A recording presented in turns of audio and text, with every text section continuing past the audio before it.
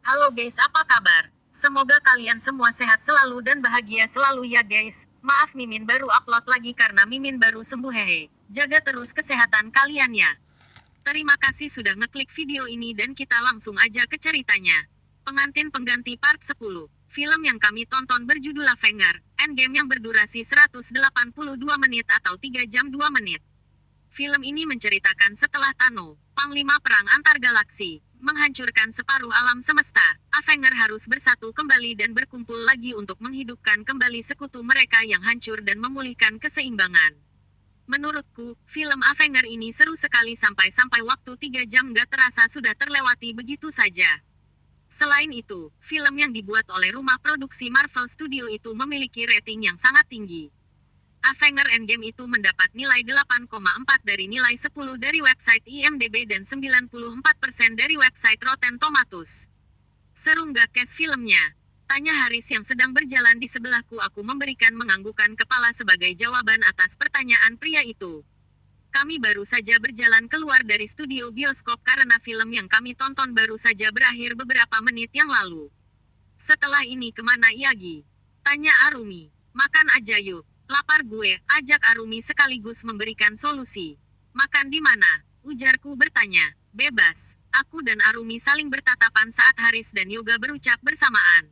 Kami terkekeh kecil kemudian menggelengkan kepala atas tingkah kedua lelaki itu. Jawab kalian kayak cewek aja, selorohku dengan nada bercanda yang kental pada kalimat tersebut. Enak aja, balas Haris dan Yoga lagi-lagi bersamaan dengan ekspresi wajah yang misu-misu. Wah jodoh ini kalian, goda Arumi sambil terkikik. Sampai bisa samaan gitu ngomongnya, lanjut gadis itu setelah meredakan kikikannya.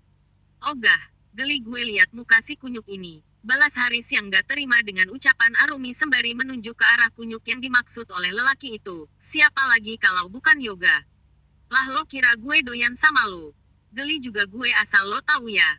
Ujar Yoga yang juga nggak terima dengan panggilan kunyuk yang ditujukan untuknya.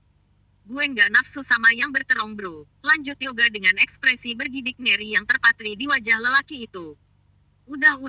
Dengar kalian debat malah bikin perut gue makin lapar. Ayo kita ke food court aja. Ajak Arumi sembari menarik tanganku untuk mengikuti langkahnya.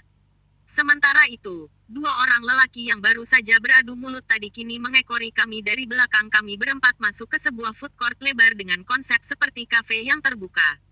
Interior di food court treat ini juga sangat apik mewah dan dilengkapi dengan tempat duduk panjang yang terbuat dari busa layaknya sofa yang biasanya berada di kafe-kafe hits ternama.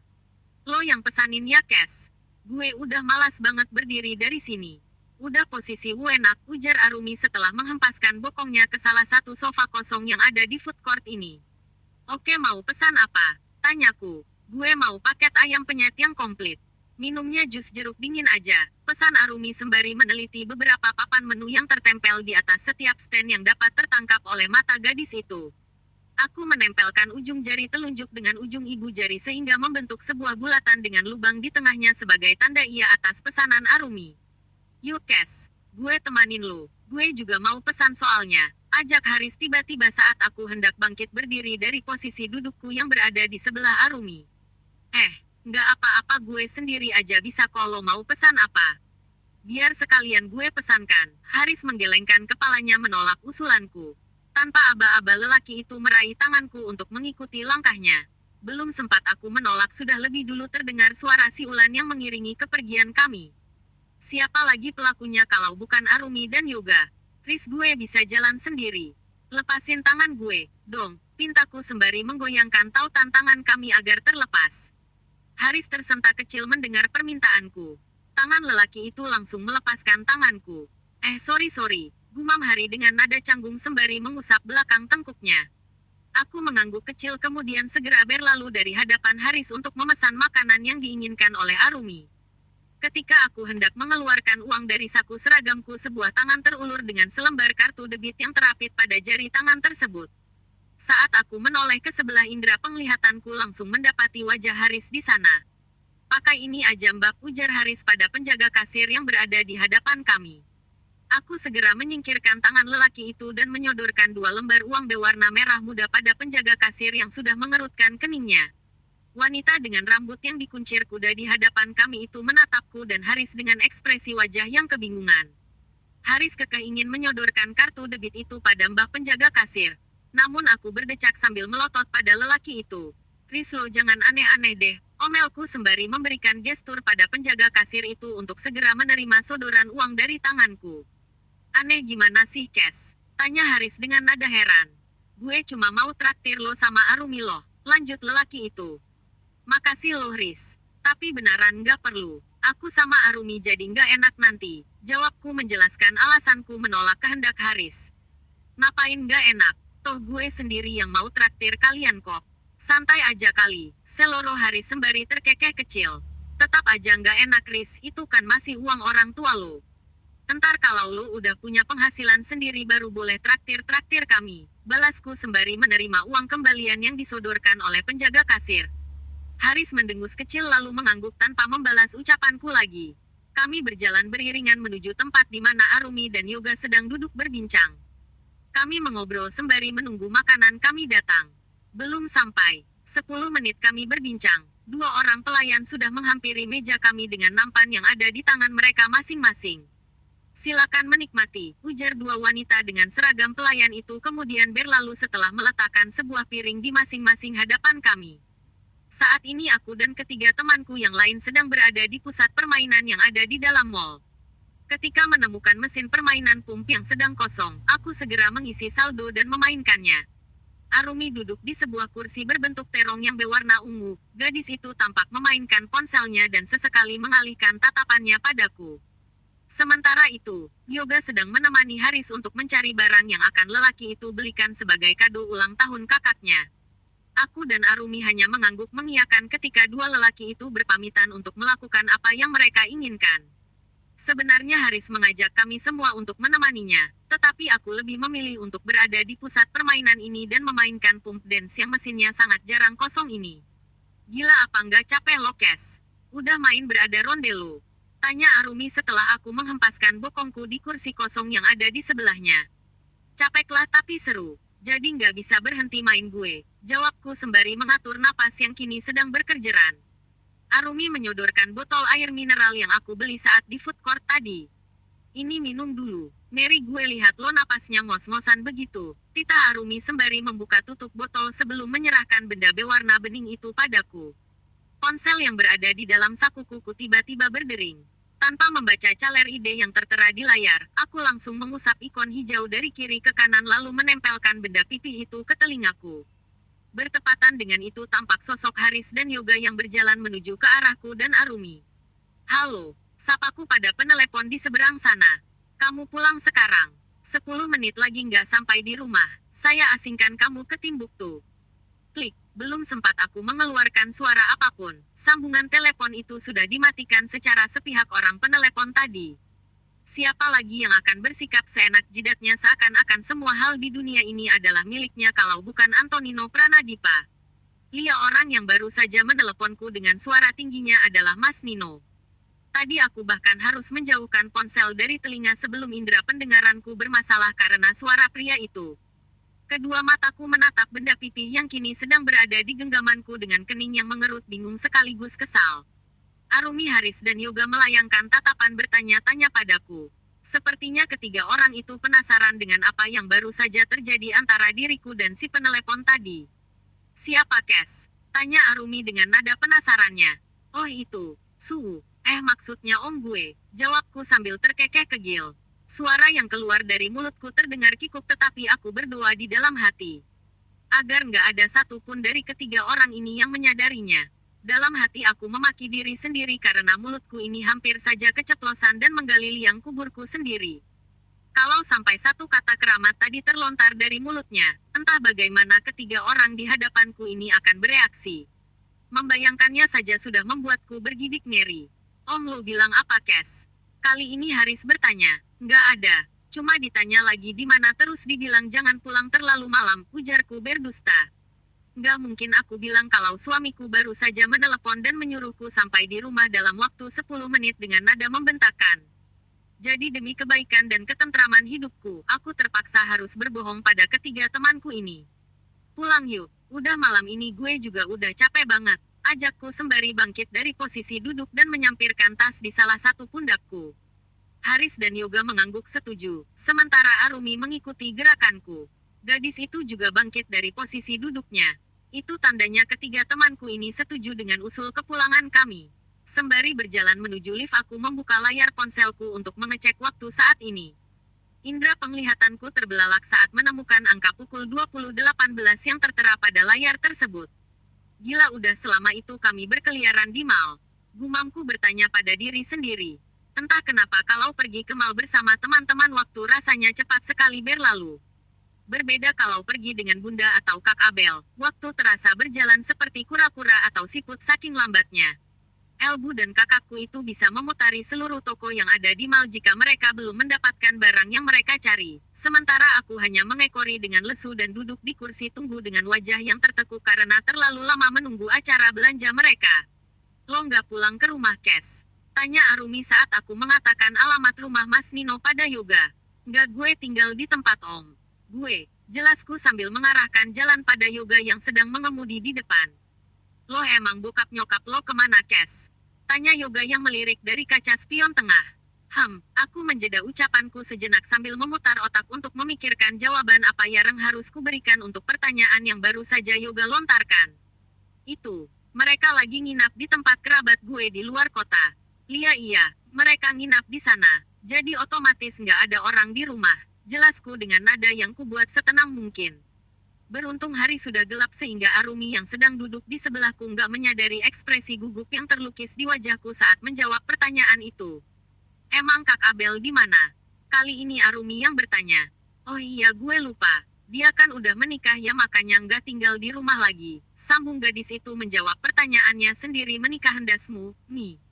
El tuh orang mas seenak jidatnya main kabur kayak bocah. Batinku menggerutu di dalam hati. Arumi nggak bisa menghadiri acara kemarin karena gadis itu harus menghadiri acara pernikahan kerabat dekatnya. Setidaknya itu lebih baik daripada kalau sampai gadis itu hadir, mungkin ia sudah meneriakiku dengan kata gila karena mau saja menerima tunangan kakakku sendiri untuk menjadi suamiku. Sebenarnya itu terdengar menggelikan, tetapi nasi sudah menjadi bubur. Nggak ada lagi yang perlu disesali sekarang, toh semuanya sudah terjadi.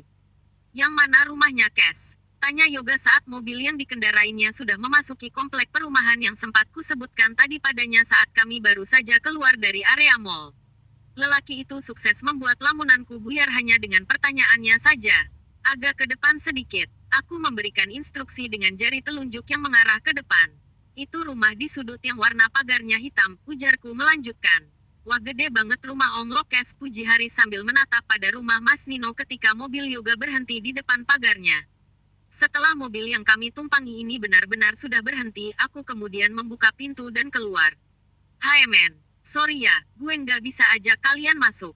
Soalnya om gue suka sensi kayak macan betina abis melahirkan kalau ada tamu malam-malam begini, ujarku menjelaskan dari jendela mobil yang terbuka.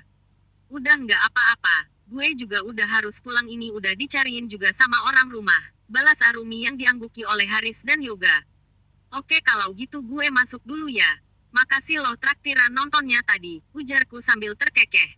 See you tomorrow guys, sambungku sebelum melambaikan tangan pada mereka dan masuk ke dalam rumah setelah menekan remote khusus hingga pintu pagar otomatis itu sedikit terbuka. Mobil yang dikendarai oleh Yoga baru pergi setelah memastikan diriku sudah masuk ke dalam rumah dan pintu pagar sudah tertutup rapat. Aku nggak langsung masuk ketika sudah berdiri di depan pintu utama, melainkan menghela napas sejenak sebelum menempelkan jari telunjukku pada sensor sidik jari gagang pintu sehingga terdengar suara bip. Mau nggak mau, suka nggak suka, aku pun akhirnya memutuskan untuk memutar kenop pintu dan mendorong pintu agar terbuka lebar. Hanya suasana remang hampir menuju gelap yang menyapaku ketika pintu di hadapanku terbuka. Aku melangkah dengan mengendap-endap layaknya seorang maling saat melangkah memasuki rumah Mas Nino. Baru 2 langkah aku memasuki rumah ini, suara dehaman sudah tertangkap oleh indera pendengaranku. Saat aku menoleh ke sebelah kanan, yang pertama tertangkap oleh kedua netraku adalah sosok pemilik rumah ini, Mas Nino. Pria itu sedang duduk di sofa ruang tamu dengan tangannya yang terlipat di depan dada. Mas Nino menatapku dengan ekspresi datar nan tajam dan bibir yang menipis. Aku bertanya-tanya di dalam hati, sebenarnya apa yang membuat suasana hati pria itu nggak bagus seperti ini. Sungguh membagongkan. Dari mana kamu malam-malam begini baru pulang hah? Tanya Mas Nino dengan nada yang meninggi di akhir kalimatnya. Pria itu kemudian bangkit dari posisi duduknya dan menekan saklar lampu yang ada di belakang sofa sehingga penerangan di ruang tamu menjadi terang. Nonton sama teman, jawabku dengan nada ringan.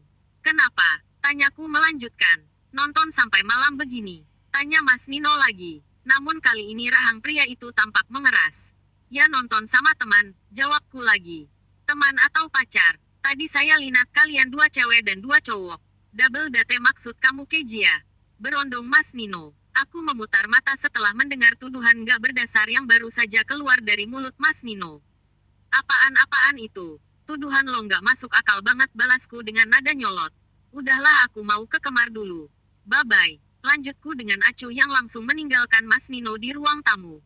Dapat ku dengar pria itu menggeram sebelum berteriak memanggil namaku. Kejia Krasnitari. Ya ampun, apa sih Om? Tanyaku dengan nada malas sambil berdiri di salah satu undukan tangga. Aku capek loh, baru pulang perlu istirahat. Udah dulu ya, aku mau ke atas, sambungku tanpa menunggu jawaban Mas Nino. Kakiku berlari kecil menaiki setiap undukan anak tangga sebelum pria itu kembali meneriaki namaku lagi seperti sebelumnya. Benar-benar nggak tahu sopan santun. Bentak Mas Nino dari lantai bawah. Kalimat itulah yang kudengar sebelum sempat menutup pintu kamar dengan rapat. Aku lupa kapan terakhir kalinya aku turun ke dapur di saat jarum jam sudah berada di angka 10. Sepertinya hal sepertinya terakhir terjadi 3-4 tahun yang lalu saat aku masih belum mengerti cara menjaga bentuk tubuh. Kalau sekarang aku sudah masa bodoh dengan bentuk tubuhku, tapi aku bersyukur karena tubuhku ada jenis yang gak mudah untuk mengembang. Di saat banyak dari temanku yang mengeluh karena hanya dengan menghirup oksigen saja berat badan mereka sudah bertambah, aku di sini bisa bebas makan apapun yang aku inginkan. Sebenarnya aku menghindari makan di tengah malam bukan sepenuhnya untuk menjaga bentuk tubuh, tapi faktor utamanya adalah perutku yang lapar dan mengeluarkan bunyi keroncongan dengan cacing-cacing yang berdemo di dalam setelah aku bangun keesokan paginya. Itu benar-benar menyiksa, jadi sebisa mungkin jam makan paling telatku adalah jam 8 malam. Tanganku menarik pintu kulkas hingga terbuka lebar. Mataku kemudian meneliti seluruh isi kulkas dan mencari-cari apakah ada makanan yang dapat kusantap untuk menenangkan cacing-cacing yang sedang berdemo di dalam perutku ini. Aku mendesah pelan saat indera penglihatanku nggak dapat menemukan makanan yang bisa masuk ke dalam mulut dan meredakan rasa lapar di perutku. Baru saja aku hendak beranjak dari depan kulkas setelah menutup pintunya, sebuah suara yang berasal dari belakang tubuhku membuatku tersentak sampai-sampai dahiku menubruk pintu kulkas dan menimbulkan bunyi yang nyaring. Dari bunyinya saja sudah nyaring, apa kabar dengan dahiku yang baru saja menabrak pintu kulkas berbahan temperet ini? Ngapain kamu kayak maling malam-malam begini? Tanya suara yang berasal dari belakang tubuhku itu. Siapa lagi pemiliknya kalau bukan Mas Nino? Pria itu bersidekap sambil menatapku yang sedang mengusap-usap dahiku dengan telapak tangan karena rasa nyeri yang mendera di sana. Nggak ada makanan Om. Ini rumah atau hutan sih? Bukannya menjawab pertanyaan Mas Nino, aku malah balik bertanya. Namun belum sempat pria itu membalas ucapanku, aku sudah lebih dulu melanjutkan. Kayaknya hutan pun masih lebih mending karena masih ada makanan di sana. Nah ini kulkas kosong melompong begini. Kayak hatiku, ujarku bergumam pada akhir kalimat. Mataku terbelalak saat menyadari dua kata terakhir yang baru saja keluar dari mulutku. Aku benar-benar nggak bermaksud mengucapkannya, tapi kata-kata itu malah muncul begitu saja tanpa sempat kuhentikan. Aku nggak menyangka kalau Mas Nino akan tersulut emosinya hanya karena ucapanku. Ya udah, kalau gitu kamu pindah aja ke hutan sekarang, titahnya sambil menunjuk pintu rumah dengan jari telunjuknya. Lo harus tanggung jawab karena udah buat jidat gue benjol Om. Protesku tanpa mengindahkan ucapan Mas Nino sembari menunjuk pada bagian keningku yang baru saja mencium pintu kulkas. Memangnya lo kira gue orang utan apa sampai diusir ke hutan? Gue cuma butuh makanan sekarang Om, ujarku dengan kesal, apalagi ditambah dengan perutku yang sedang keroncongan saat ini semakin membuat jiwa senggol bacokku bergejolak. Namun suara memohon mendadak keluar dari mulutku pada akhir kalimat. Om masakin mie instan dong, pintaku sembari menampilkan pupi ais di hadapan Mas Nino. Gue nggak bisa masak sama sekali, buka kompor aja nggak pernah. Mas Nino mendengus lalu menoyor pelipisku dengan jari telunjuknya. Udah bagus saya nggak cincang kamu karena nggak masak makan malam ini malah mau memerintah saya untuk masakin kamu mie instan. Tanyanya dengan mata yang melotot. Aku mengangguk polos lalu memberikan cengiran lebar pada Mas Nino sambil menangkupkan kedua tanganku di depan dada. Ayolah Om, masakin mie instan, aku lapar banget sekarang. Belum makan dari tadi sore loh, ujarku pelan agar hati nurani pria itu terenyuh dan pikirannya segera berubah. Tapi, ada syaratnya, balas Mas Nino yang langsung membuat tingkat penasaranku melonjak tinggi. Apa itu? Tanyaku dengan rasa ingin tahu yang besar. Kamu harus berjanji untuk melakukan syarat ini kalau ingin menikmati mie instan buatan saya. Mas, Nino masih belum menjawab pertanyaanku, melainkan memberiku titah untuk menuruti syarat itu tanpa menjelaskannya sedikit pun. Demi cacing-cacing di dalam perutku ini, aku memutuskan untuk menganggukkan kepala, pertanda setuju dengan syarat yang akan diberikan oleh pria itu. Oke Deal, Mas Nino menganggukkan kepalanya juga lalu berkata, berhenti memanggil saya dengan panggilan Om dan menggunakan kata lo dan gue. Kedua netraku sedikit melebar mendengar syarat yang baru saja dilontarkan oleh Mas Nino. Semudah itu, gumamku pada diri sendiri di dalam hati. Oke itu mah gampang, celutukku ringan dengan ekspresi santai yang terlukis di wajah. Kalau gitu silakan mulai acara memasak lo. Maksudku kamu, lanjutku dengan suara yang sedikit terbata karena belum terbiasa menggunakan kata aku dan kamu saat berbicara dengan Mas Nino. Pria itu awalnya mendelik tajam pada saat aku keceplosan mengucapkan kata lo, namun Mas Nino kemudian mendengus sebelum memerintahku untuk duduk di salah satu kursi yang berada di ruang makan. Duduk di sana anak nakal. Titah pria itu sambil menunjuk pada ruang makan dan segera mengambil bahan-bahan yang akan diolah olehnya. Oke sampai ketemu di episode selanjutnya ya. Jangan lupa subscribe, like, comment, and share ya. Sampai jumpa dadah.